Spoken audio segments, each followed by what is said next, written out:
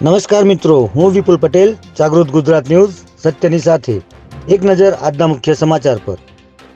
અમદાવાદ શહેરમાં હાલ સતત વરસાદ વરસી રહ્યો છે, ત્યારે ભારે વરસાદને કારણે શાહીબાગના દુધેશ્વર વિસ્તારમાં આવેલ ધર્મી સોસાયટીમાં 3 માળની જર્જરિત રહેણાંકનો ઇમારતનો એક હિસ્સો ધરાશાયી થયો હતો, જેમાં ધાબા અને સીડીનો ભાગ તૂટી પડતા કેટલાક લોકો ફસાઈ ગયા હતા।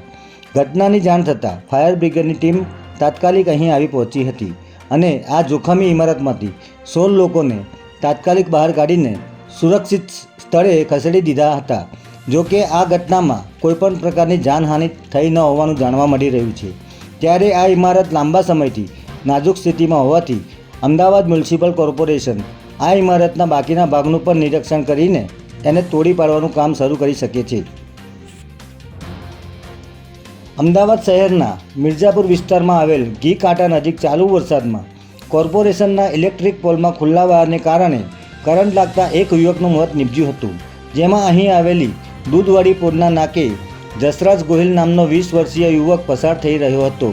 ત્યારે વરસાદી પાણી ભરાયા હોવાથી મ્યુનિસિપલ કોર્પોરેશનના ઇલેક્ટ્રિક પોલનો વાયર ખુલ્લો હોવાને કારણે આ યુવકને કરંટ લાગતા ઘટના સ્થળે જ તેનું મોત નીપજ્યું હતું।